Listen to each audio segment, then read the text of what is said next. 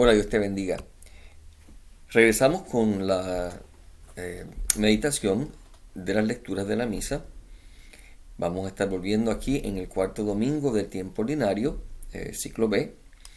Así que vamos a comenzar como siempre en el nombre del Padre, del Hijo, del Espíritu Santo, suplicándote a ti, Señor, la gracia de entender, comprender y realizar en la vida tu palabra, que podamos escuchar tu voz que nos habla a través de la liturgia y de estas lecturas que tú has dirigido a tu iglesia a escoger para esta semana.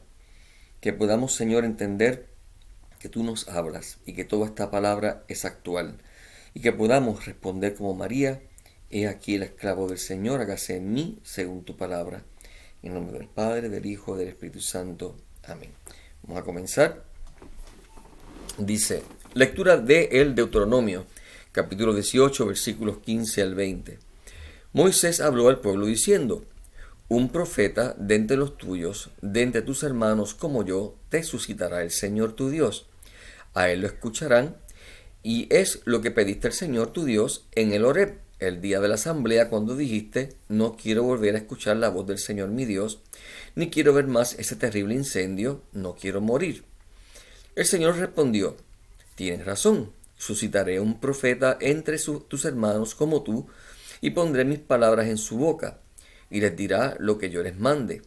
A quien no escuche las palabras que pronuncie en mi nombre, yo le pediré cuentas. Y el profeta que tenga la arrogancia de decir en mi nombre lo que yo no haya mandado, o hable en nombre de dioses extranjeros, ese profeta morirá.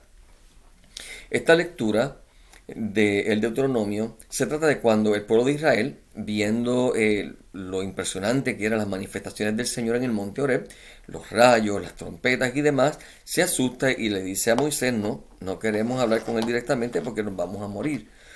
Más bien, pídele, ¿verdad? Habla tú, intercede. Y entonces Moisés va y le dice a Dios: mira, el pueblo está asustado, no quiere hablar contigo. Y Dios le dice: muy bien, voy a mandar un profeta.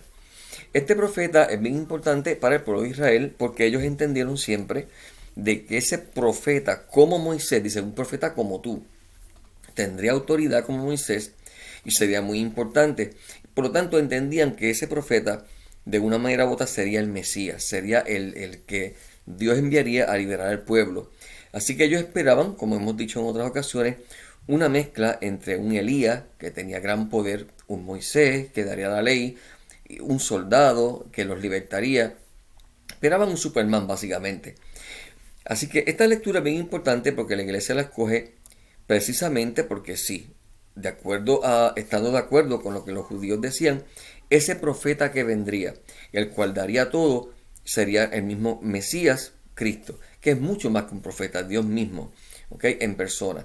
Pero se escoge esta lectura y luego entonces el Salmo dice: ojalá no escuchéis la voz del Señor, no endurezcáis el corazón, precisamente invitándonos a que respondamos con un corazón abierto a la voz del Señor.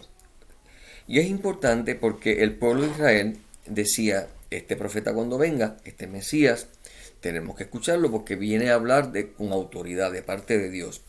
Y el Evangelio precisamente va a resaltar esa autoridad que tenía Cristo.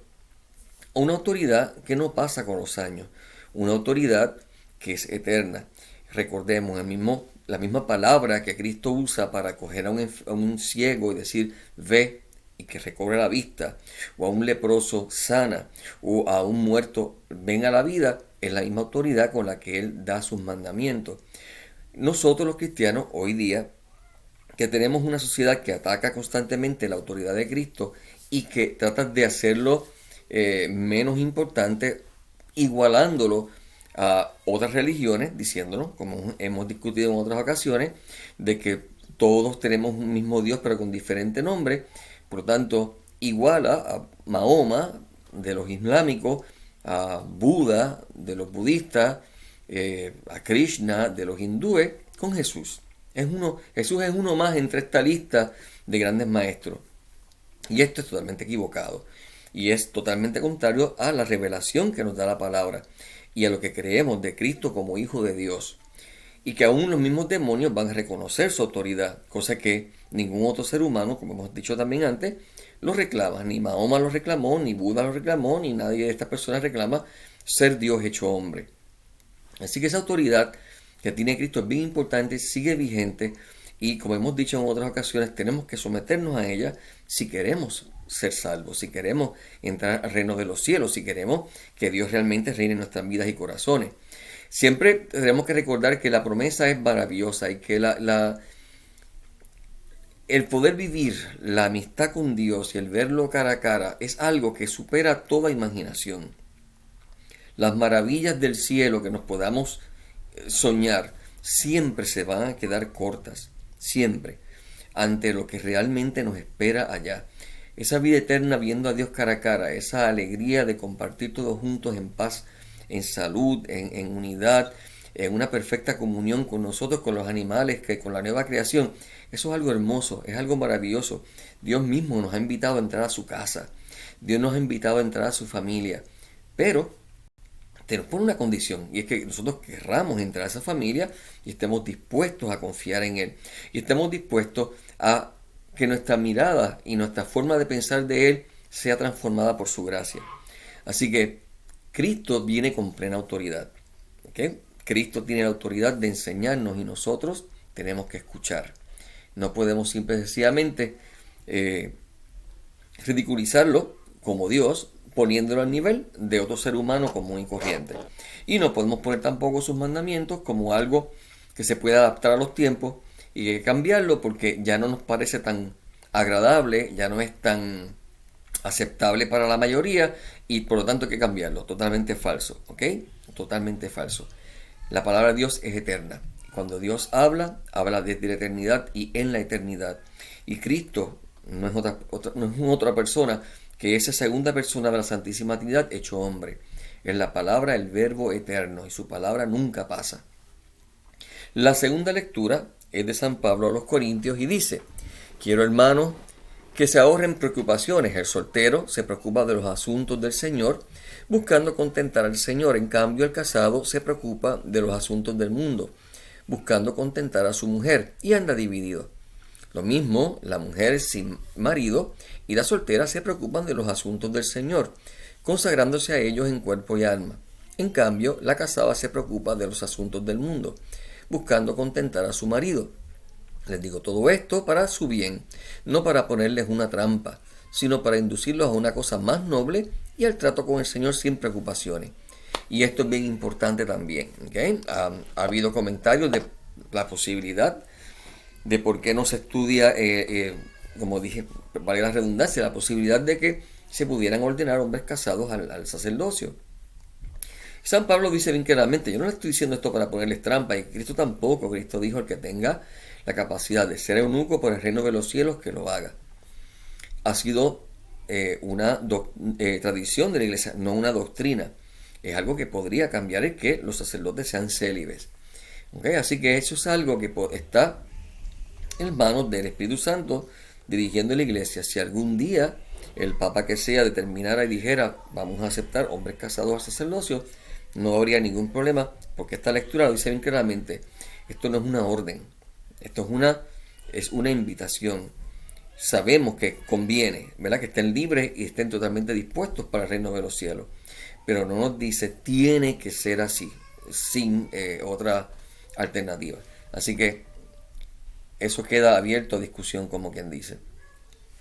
La lectura del Evangelio está tomada de Marcos, capítulo 1, y dice: en aquel tiempo Jesús y sus discípulos entraron en Cafarnaúm, y cuando el sábado siguiente fue a la sinagoga a enseñar, se quedaron asombrados de su doctrina, porque no enseñaba como los escribas, sino con autoridad. Es que estamos refiriéndonos a esa autoridad que en la primera lectura se esperaba que tuviera ese profeta venido del Señor.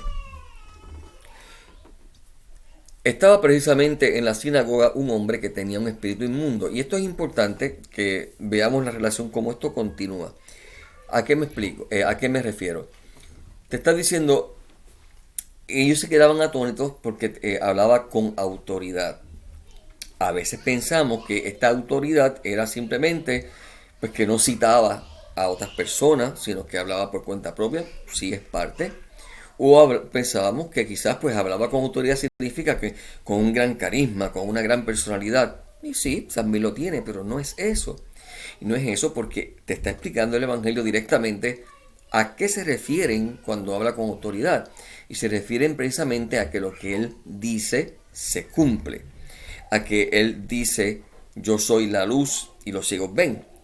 A que él dice, yo soy el camino y los demonios los reconocen y quedan liberados los oprimidos.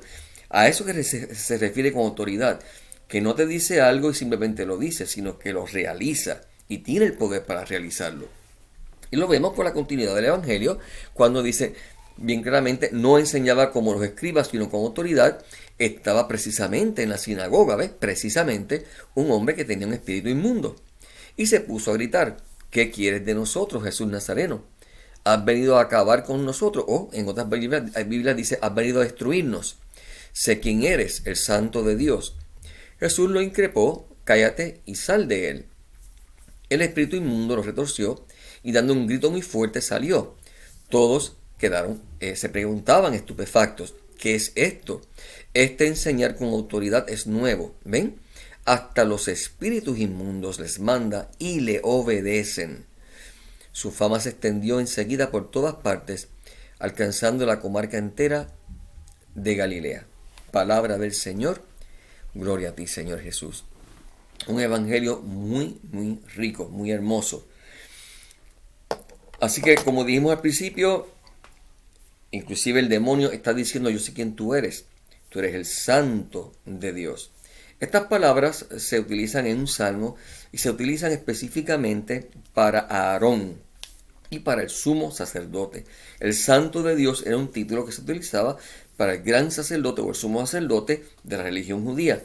Cuando el demonio le dice, yo sé que tú eres el santo de Dios, está diciendo, yo sé que tú eres ese sumo sacerdote. No únicamente es aquel profeta con autoridad, no únicamente es el Mesías que viene a liberar, es el sumo sacerdote, es aquel que ofrece el sacrificio perfecto a Dios Padre por el perdón de los pecados. Es la víctima. Es mucho más de lo que la gente piensa. No es un predicador hipioso, ¿okay? Es un hombre que viene a dar su vida y con autoridad viene a imponer un nuevo camino que nos lleva al Padre y a abrirnos unas nuevas puertas. Con su propio sacrificio, con su propia ofrenda, siendo él el sumo sacerdote. Cristo lo manda a callar, obviamente, porque él no quiere que los hombres los reconozcan a través de los demonios que son embusteros y son engañosos. Él quiere que los reconozcan como Pedro a través del Padre, que Dios les hable. ¿Verdad? Pedro, cuando dice tú eres el Cristo, dice muy bien, porque eso te lo reveló el Padre, no un demonio y no la carne. Así que Cristo no quiere ser reconocido por los demonios, lo manda a callar y inmediatamente, con autoridad, lo manda a salir. Vemos entonces cómo Cristo tiene una autoridad total en su palabra y cuando habla hay que obedecerlo. Es interesante y debería ser para nosotros un golpe de vergüenza que dice bien claramente que es esto, hasta los demonios lo obedecen. Qué triste que los demonios que no lo aman lo obedecen y nosotros que decimos que lo amamos nos cuesta obedecerlo. Qué triste que ese pueblo judío o las autoridades judías no pudieron obedecerlo, ¿okay? Se rebelaron contra él. Pero hoy día tenemos que siempre aplicar el evangelio a nosotros. ¿Lo reconocemos nosotros? ¿Tienen los demonios más fe en Cristo que la que tú y yo tenemos? Ellos saben quién es Él. Y cuando Él habla, ellos obedecen y tiemblan ante Él. Y a veces tú y yo nos queremos poner más guapos que nada. Y esas palabras, eso son obsoletas, eso fue antes. Él no sabe lo que decía, o él lo dijo, ¿quién sabe lo que él dijo? Porque eso nadie sabe lo que él dijo. Y empezamos a trivializar la autoridad de Cristo, como si Cristo fuera tan tonto que no sabía que los siglos iban a pasar y no se encargó de que su palabra llegara exacta a nosotros, lo cual estamos diciéndole, por lo tanto, tú como Mesías y como profeta y como Salvador, eres una porquería, no eres confiable. Porque nunca te aseguraste de dejar un mecanismo de que tu palabra llegara a nosotros. Esta iglesia que tú dejaste, sabrá Dios si nos está diciendo la verdad o no. Acusar así la iglesia No es acusar solamente a la iglesia, a los sacerdotes, los obispos, el papa, es acusar al mismo Cristo de que Él no iba a dejar un medio para que nosotros pudiéramos conocerlo a Él.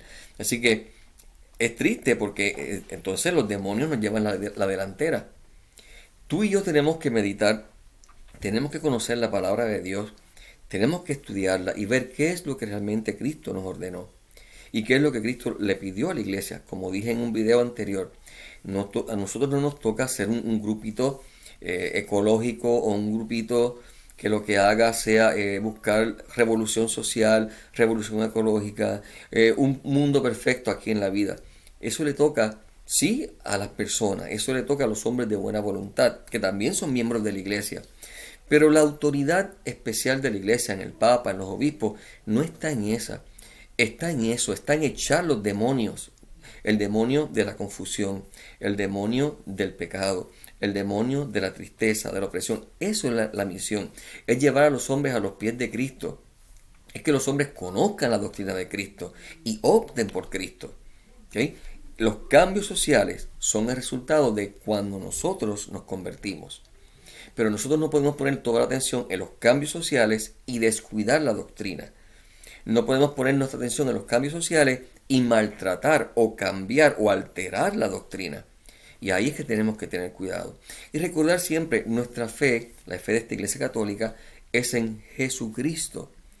No ni siquiera en el Papa, no en los obispos, no en los sacerdotes, no en mí, no en ningún otro hombre, porque todos los hombres fallamos.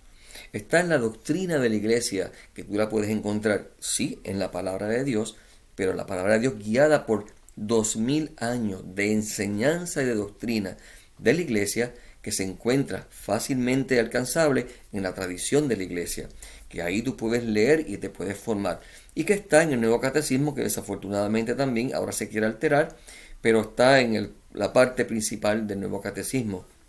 Así que mientras el obispo, el papa, el sacerdote o yo estemos de acuerdo y afín con la doctrina de 2000 años de la iglesia, que es hermosa y que es riquísima, entonces estamos hablando de parte de Dios y estamos haciendo la voluntad de Dios. Si nos desviamos, si la contradecimos, entonces ya no estamos haciendo la palabra de Dios, no estamos haciendo la misión de la iglesia y estamos inclusive pecando y poniendo nuestras almas en peligro. Y tú como hermano que me estás escuchando, lo mismo, porque tú también eres iglesia. Tú tienes la obligación de instruirte en el conocimiento de la palabra de Dios a través de la enseñanza de la iglesia para ver realmente qué es lo verdadero, qué es lo bueno, qué es lo que Dios nos dejó a través de Jesucristo. Y no dejarnos llevar por doctrinas y vientos que pasan y vienen y van. Estamos en un mundo, en este momento, una era de mucha confusión. Confusión inclusive de parte de la iglesia, donde tenemos sacerdotes predicando a favor del homosexualismo en contra de la doctrina de 2000 años de la iglesia, donde tenemos mensajes contradictorios viniendo del Vaticano, donde estamos apenas pasando las crisis que hubo de todos los sacerdotes pedófilos supuestamente que había en la iglesia, o más bien homosexuales. Estamos en un momento de dificultad, sin embargo, la luz de Cristo sigue ahí, la promesa de Cristo, yo estaré con ustedes todos los días hasta el fin del mundo, es infalible. Todo aquel que le busca, todo aquel que quiere la verdad, todo aquel que no anda buscando probar su punto, sino que quiere conocer el punto de Cristo, escucha con docilidad la voz del Espíritu Santo a través de la lectura de la palabra de Dios, de la oración y de la enseñanza oficial de la iglesia, y siempre va a encontrar maestros que realmente resaltan la verdadera doctrina. Y luego te toca entonces a ti la misión de llevar esa misma doctrina a los demás, especialmente a los de tu casa. Así que en esta semana meditemos en: ¿soy yo más obediente que los demonios o menos obediente que los demonios? ¿Realmente hago de Dios el centro y trato de en mi propia familia vivir mi sacerdocio como hombre, invitando y guiando a mi familia a la oración, reuniendo a mi familia en oración, llevando a mi familia en ejemplo a la Eucaristía, a la confesión, a los sacramentos? ¿Soy yo una fuente a la que mis hijos pueden venir y encontrar respuesta? ¿O estoy fallando entonces como cristiano? Es muy importante, ¿ok? Porque el profeta ya vino, ese Mesías ya vino y dejó bien claramente establecida su doctrina. Nosotros tenemos que ser fieles a ella, tenemos que conservarla y tenemos que instruirnos en lo que esta doctrina ha sido por 2000 años y no solamente lo que ahora está de moda o que los medios de comunicación quieren decir que el Vaticano está diciendo o que sí está diciendo, pero que está yendo en contra. Tenemos que tener ese cuidado y recordar que Dios no abandona a su iglesia. Y si seguimos orando, Dios va a aclarar todas estas cosas y le pedimos al Señor, ¿verdad?, que vengan nuevos tiempos, tiempos de unidad, tiempos de seguridad de lo que la iglesia enseña, tiempos de verdadera doctrina y verdadero cambio en nuestros corazones para que Dios reine. Dios te bendiga.